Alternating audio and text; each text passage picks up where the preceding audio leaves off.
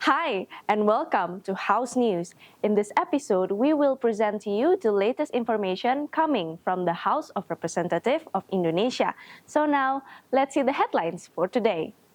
On the sidelines of the 147th IPU in Luanda, Angola, the House had bilateral meetings with the Croatian Parliament to strengthen diplomatic ties between the two nations. The Indonesian Parliament has once again voiced its strong commitment to supporting peace process in Palestine. The 10th World Water Forum will take place in Bali in May 2024, carrying out the theme Water for Shared Prosperity. In the budget for 2023, the Ministry of Foreign Affairs allocates 250 billion for the protection of Indonesian citizens abroad and improving public services. The behavior of foreign tourists in Bali has been under the public spotlight. They have often committed many violations that worried the local community. The 2024 election will be the largest democratic political festivity in Indonesia in terms of number of voters.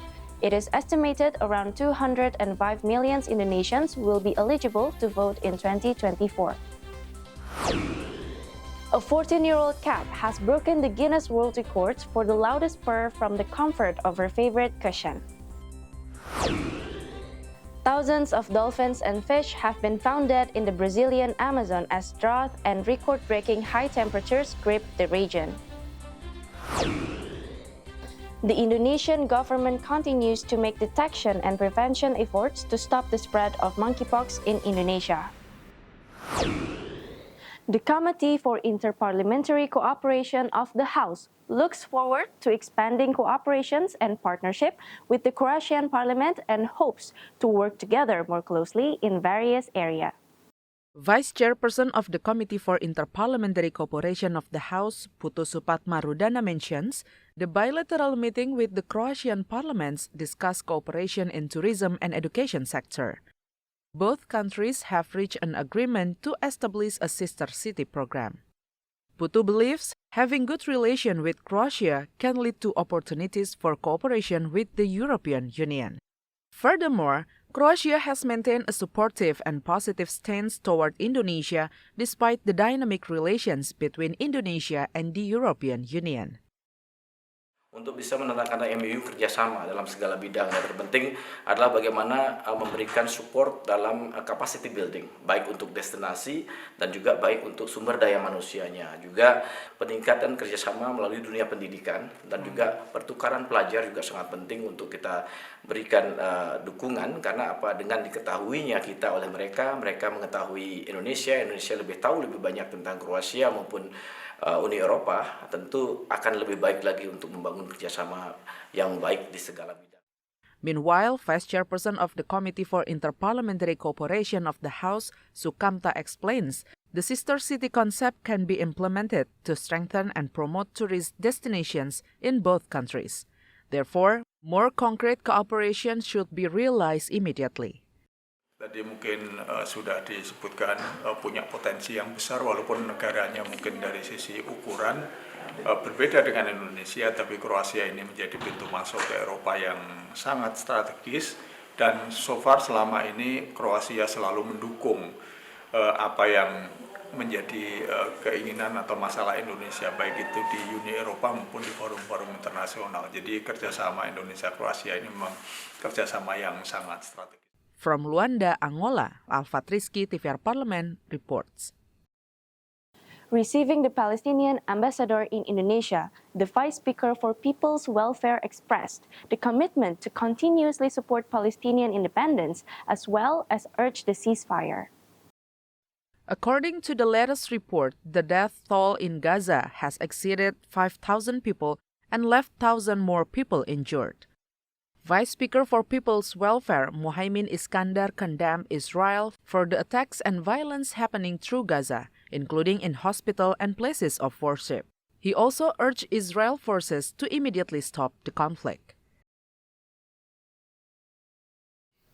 Pak Duta Besar menyampaikan hubungan Indonesia dengan Palestina bukan hanya persahabatan atau hubungan antar negara, tapi sudah seperti saudara, dan meminta untuk terus menekan dan bersikap tegas terhadap Israel supaya Israel menghentikan semua tindakan kekerasan itu. Nah, semua usaha sudah dilakukan PBB, negara-negara Islam, dan semua diplomasi. Maka saya menyampaikan kepada Pak Duta Besar, pokoknya bagaimana caranya supaya yang paling pokok adalah perlindungan kemanusiaan, menghentikan serangan-serangan Israel ke Palestina, dan tentu kami dalam kesempatan ini menghimbau kepada pemerintah Israel untuk betul-betul stop menghentikan semua bentuk tindakan kekerasan terhadap Palestina. In addition, Muhaimin emphasized the House will consistently support for the Palestinian struggle to gain independence through parliamentary diplomacy in international forums. The House will demand Israel to open a lifeline for Gaza. Panji Anbani, TVR Parlemen, report. The House supports the government in preparing for the 10th World Water Forum. The House also commit to contributing the Parliament's strategic role in terms of legislation. Vice Chairperson of the Committee for Interparliamentary Cooperation of the House, Putu Supatma, emphasized the 10th World Water Forum is a platform for parliaments to address clean water availability within their countries. In addition, the House will work to ensure the effective regulation of clean water availability in Indonesia. In the future, water resilience will become a challenge. Therefore, the legislation will promote budget allocation to support the development of technologies ensuring water availability in Indonesia. Karena engagement parlemen begitu penting dan begitu besar. Pertama, dalam fungsi kita untuk membuat undang-undang yang mengawal keberlanjutan keberlangsungan air itu. Yang kedua, bagaimana kita dalam political budgeting agar betul-betul ada political budgeting untuk menjaga kesinambungan tersedianya air bersih dan akses air bersih. Dan juga kita ini sesuai dengan goals SDGs nomor 6 tentang water dan sanitasi yang memang menjadi tujuan global untuk mengatasi hal tersebut. Komitmen bersama dari parlemen untuk mengawal baik secara legislasi, budgeting dan pengawasan. Putu Supatma hopes the upcoming World Water Forum can be a platform for NGO as well as water stakeholders to share experiences to be applied in various countries. Putu also mentions his plans to showcase the Subak irrigation system, a traditional irrigation method in Bali, as part of the event's activities. Helmi and Dwi, TVR Parlemen, report. After the short break, we will bring you more updates from various commissions of the House, only on House News.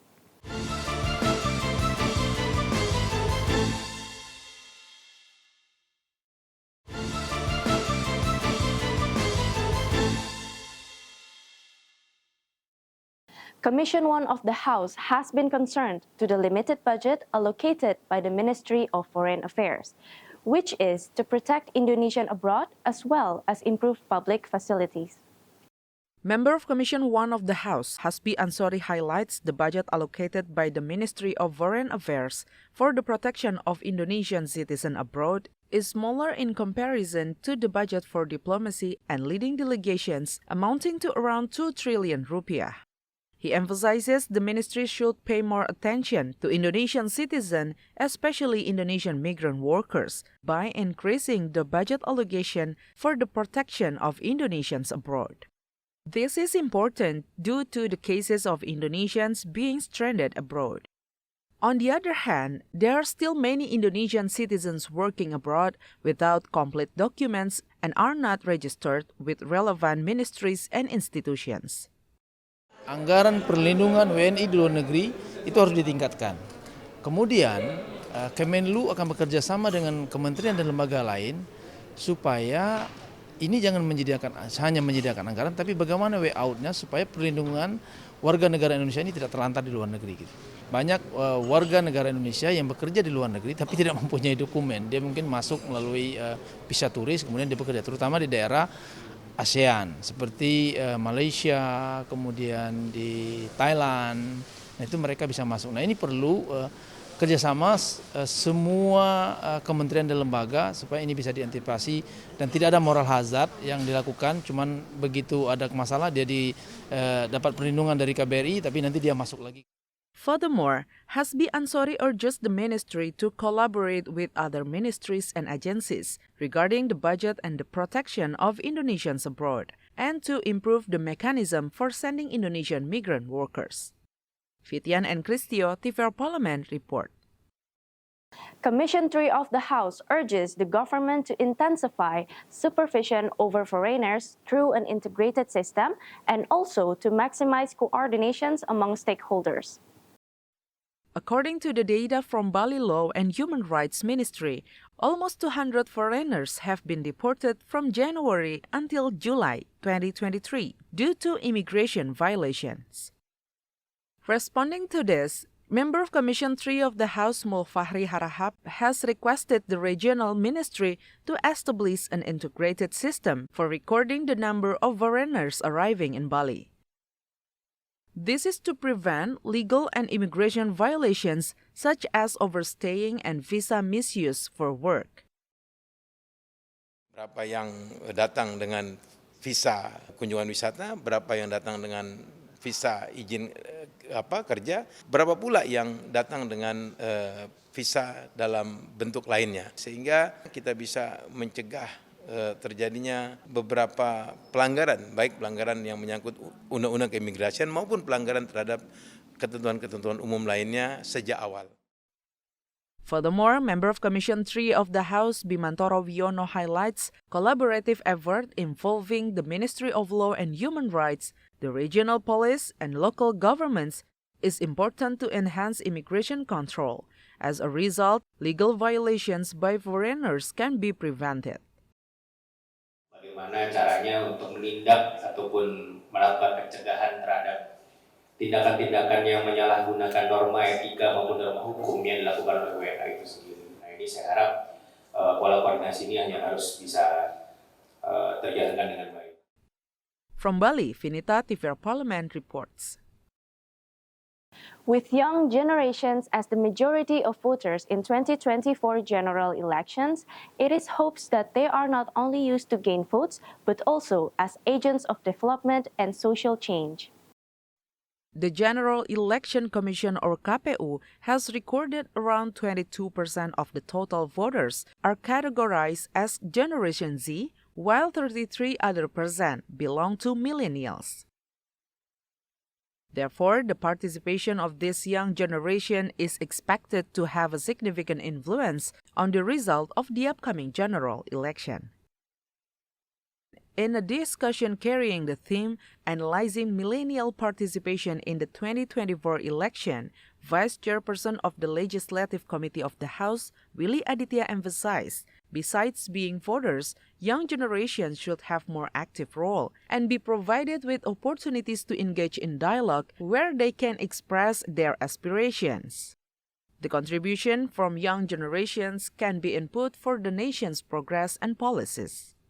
Itu kan lebih one step ahead gitu. Jadi konteksnya jangan hanya memandang mereka sebagai angka-angka yang memenuhi TPS, jangan. Mari bersama-sama, entah itu partai politik, entah itu kandidat capres, cawapres, entah itu media, entah itu platform-platform, secara bersama-sama kita untuk kemudian membuat ruang-ruang menyusun agenda bersama. Itulah kekuatan kita sebagai sebuah bangsa untuk kemudian ini bisa menjadi suatu hal yang lebih maju. Willy also mentions the enthusiasm of the young generation for national issues such as job opportunities, increased commodities prices, and government policy decisions indicates a strong interest among Indonesian youth in the governance of the country. He hopes the government continues to facilitate the young generation to contribute to the development of Indonesia. Ferdian and Zia, TVR Parlemen report. When we return, we will bring you more interesting information. Stay with us on House News.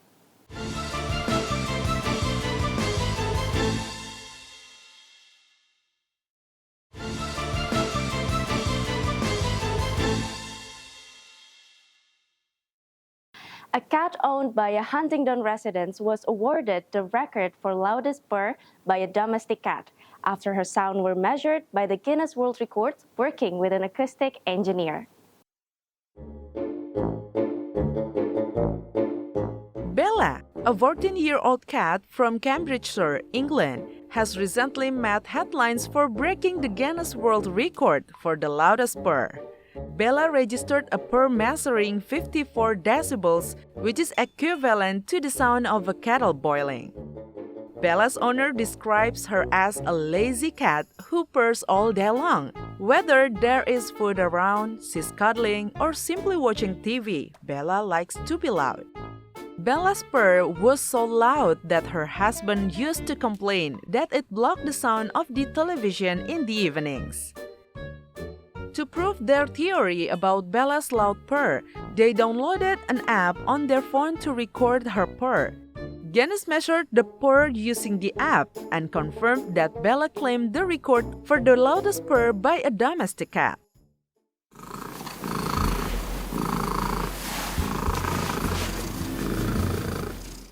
Bella proved to be a stubborn little old lady who does things her way. With just a bowl of her favorite Whiskas cat food, Bella's unique and powerful vocals rumbled happily. Bella's loud purrs have brought joy to her owner's life, and now she has earned her place in the Guinness World Records. More than 100 dolphins have died in the Brazilian Amazon rainforest as the region struggles with a severe drought, and many more could die soon if the water temperatures remain high. As quoted from CNN, experts say the temperature of the water in some parts of the Amazon reached a record 39 degrees Celsius and believe the conditions are difficult for wildlife to survive. Scientists are still not sure drought and heat are the causes for the increase in dolphin mortality. They are working to find other causes, such as a bacterial infection that could have killed the dolphins. The Amazon River dolphins, many of striking pink color, are unique freshwater species, found only in the rivers of South America and one of freshwater dolphin species left in the world. Slow reproductive cycles make their population vulnerable to threats.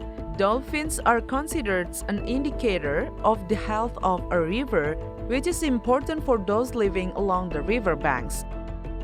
The level of the Amazon, the world's biggest river, has fallen each day. At this time of year, the average depth is lower than the rainy season peak. This year, it has already dried up by 7 meters, which local biologists have described as absurd. As in other parts of the world, Brazil has suffered from unusually extreme weather in recent months as a consequence of human-caused climate breakdown and an El Niño. Indonesia is currently facing increased cases of monkeypox, a rare but potentially serious viral infection. The recent rise has triggered concerns among health officials and the public. The Ministry of Health has reported monkeypox cases are spread across Jakarta, Banten, and West Java. According to the daily report issued by the Ministry of Health, at least 24 cases have been recorded in the country. To lower the transmission of the disease, the ministry is cooperating with several parties in carrying out risk communication. Monkeypox is a viral disease similar to smallpox, but it's less severe. It is transmitted to humans from animals, especially rodents and monkeys. Human-to-human transmissions can also occur through close contact, droplets, or bodily fluids. The symptoms are fever and rash, which can lead to serious problems. The vast majority of patients in several countries are male with an age range of 25 to 48 years old.